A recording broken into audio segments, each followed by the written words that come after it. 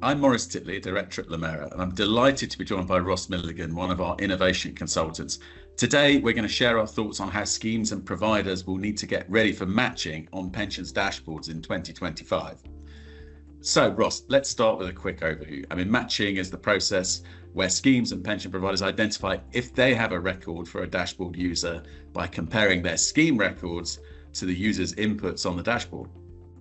And of course, if the scheme data is out of date or incomplete, these links fail, leading to an unsuccessful dashboards journey. And then you've got a possible match as the middle option, where users are prompted to contact the scheme for verification. But this creates a resource challenge for schemes and delays in the users being able to access their pension information. And we've all been talking about matching for a long while, but 2025 is the year this first starts to get tested. In the last couple of months, Money Helper has set out its expectation that the government-built dashboard will be tested starting in 2025 and starting with small volumes, but building up to larger volumes. Yeah, and although this is described as a test phase, it is actually real live usage of dashboards, and the regulations and duties of schemes will apply. And those testers will be recruited from real schemes and providers. Yeah, I think that's a good point. And by the time testing has started, it's a fair assumption that I think at least 50% of the UK's pension entitlements will already be available to dashboards. And by the time it ends, almost all entitlements and almost all schemes will be connected. So, Ross, what matching challenges do you believe schemes will face during the testing phase? Well, as the duties will apply to each individual find request during that test period, they all need to be responded to. Most of those testing will have had a number of different pensions over the years. So although larger schemes will be the ones recruiting people to test, it does mean that even the smaller schemes need to be ready to match.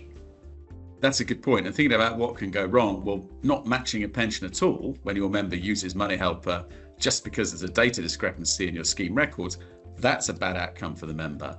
What would the impact of that be? Well, the individual concerned will need to follow up very manually to try and confirm their pension entitlement if they've lost touch with your scheme, or they'll just be very concerned as to why your scheme doesn't appear on their dashboard.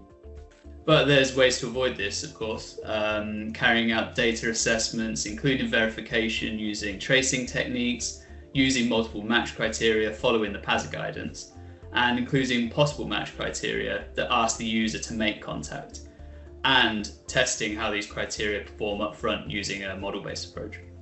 And yeah, that's a good point. So you mentioned possible match criteria, so they can be very helpful. The other side of the coin is that there is actually more of a risk in the testing phase around possible match criteria not being well defined if they overreach in terms of the number of individuals that they're going to respond to. So for example, if you do a possible match check on just 2 or 3 data items, that means that schemes could well be asking far too many individuals to contact them and check if they have a pension. And the impact if these individuals are not your member is that it wastes their time, and it also wastes your administrator's time, because the only way that an individual can clear this is ultimately to make contact with your administration team. And again, there's options that schemes can take to try to avoid this happening. Following the PASA 2023 guidance on choosing criteria for possible match responses and making use of sophisticated techniques like fuzzy matching that can pick up on discrepancies, and making sure you've updated with everything you've learned from the data assessment wherever possible, such as holding nicknames as alternate names for matching purposes.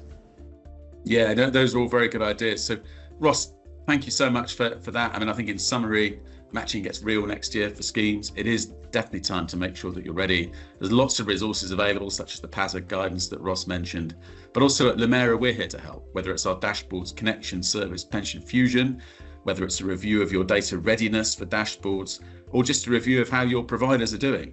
We're very happy to help, and please do get in touch if you'd like us to. We hope you found this useful. Thanks for listening.